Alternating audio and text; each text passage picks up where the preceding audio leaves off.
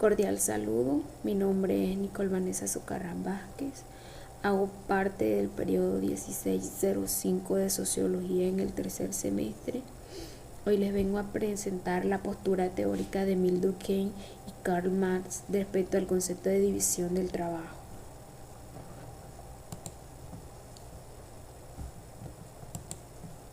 Emile Durkheim expone y establece que la función de la división del trabajo social está basada en la moral, ya que es esta la que rige las acciones de lo que se debe hacer y cómo actuar ante la sociedad, teniendo en cuenta los ideales y las necesidades que establecen desde la civilización hasta la actualidad. Para Emile, la división del trabajo no es más que necesidad de estudiar la moral como otra forma de conducta. Es decir, debemos estudiar científicamente la moral, ya que de todos los elementos que han conllevado la civilización, la ciencia ha sido lo que en ciertas condiciones ha acertado y presenta un carácter moral. Es decir, que la moralidad se puede percibir de hecho, porque aunque los principios morales pueden ser abstractos, se expresa en normas de comportamiento, modales y costumbres, que pueden escribirse fácilmente si vemos la ciencia de esta manera y según lo expone Emile Durkheim, la ciencia es la conciencia llevada a su más alto punto de claridad. En otras palabras, debemos formar una ciencia moral. Un ejemplo de esto es cuando muchas veces nos exponemos como tratamos de que nuestra decencia, como con los jefes o con, por decirlo así, un ejemplo, con los clientes que muchas veces no nos dejan hacer nuestro trabajo bien, ya que en mi caso soy trabajadora de un almacén y muchas veces hay clientes que creen conocer más de lo que, nosotros como asesores sabemos de los respectivos productos que vendemos en nuestro almacén. Aquí es donde muchas veces son groseros o por eso en un caso lo relaciono o muchas veces tenemos problemas con el jefe por cosas que hacemos o que a ellos principalmente no les gusta. La sociedad como el cuerpo humano tiene órganos, necesidades y funciones interdependientes según Emile Durkheim. Por otro lado, Durkheim expone que la conciencia es la manera de vivir una vida limpia y en constante evolución ante la sociedad, y cuanto más oscura es la conciencia, más difícil es realizar cambios, porque no reconoce con suficiente rapidez la necesidad de cambio o el sentimiento en el que es necesario cambiar. Por el contrario, una conciencia iluminada sabe prepararse para la adaptación. Las industrias y las pequeñas empresas se forman por la civilización en la que estamos sometidos constantemente, ya que éstas se crean por la alta demanda de nuestras necesidades del día a día.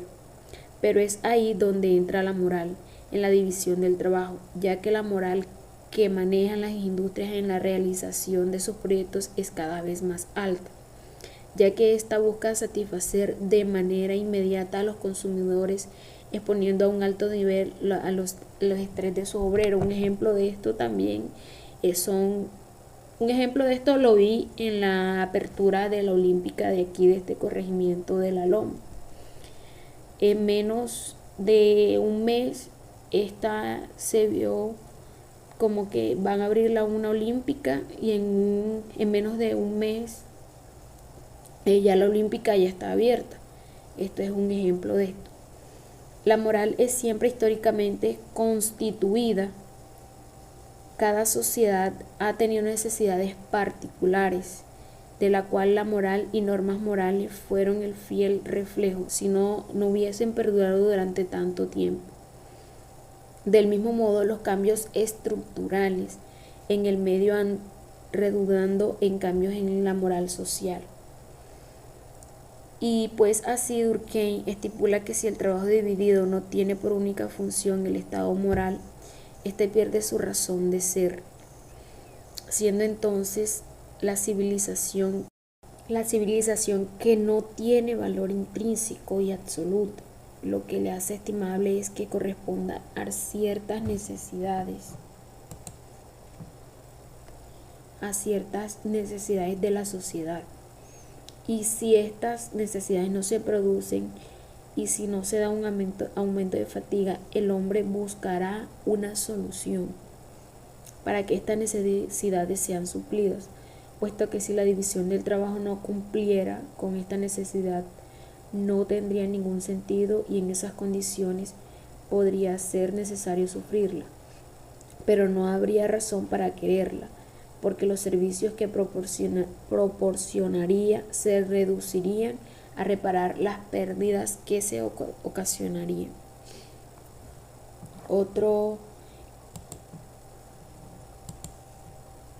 Según la teoría de Karl Marx respecto al concepto de división del trabajo, para Marx, la división de trabajo es un proceso de producción que está entrelazado y combina oficios hasta que ahora independientes, pero cualquiera que sea su punto de partida, la forma final al que conduce es siempre la misma, un mecanismo de producción cuyos órganos son los hombres.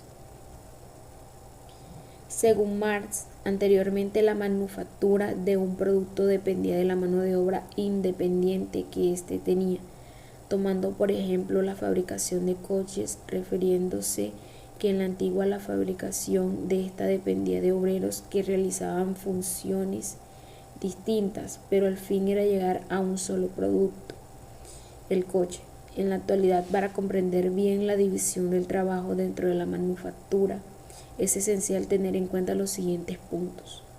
En primer lugar, el análisis del proceso de producción en sus fases especiales coincide totalmente aquí con la desintegración de una actividad artesanal en sus diferentes operaciones parciales, sea simple o compuesta.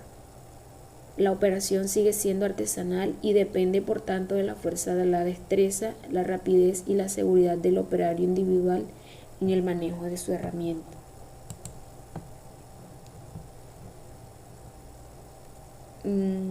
La manufactura, como le explica Marx, es una serie de procesos que conlleva al obrero para la organización y desarrollo de unas fases complementarias entre sí para la realización de un producto, pero que con el tiempo y sobre generaciones estas han venido siendo desarrolladas con técnicas innovadas que realizan los mismos trabajos que se han hecho a manos por sus sucesores, pero que en este tiempo se han dividido para generar menos gasto de energía y tiempo. Además, Marx argumentó que la división del trabajo crea trabajadores menos calificados.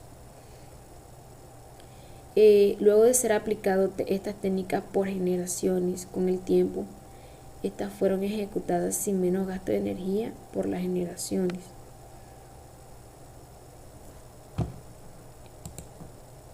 A medida que el trabajo se vuelve más especializado, se necesita menos entrenamiento para cada trabajo específico y la mano de obra, en general, es menos calificada que si un trabajador hiciera un trabajo completamente.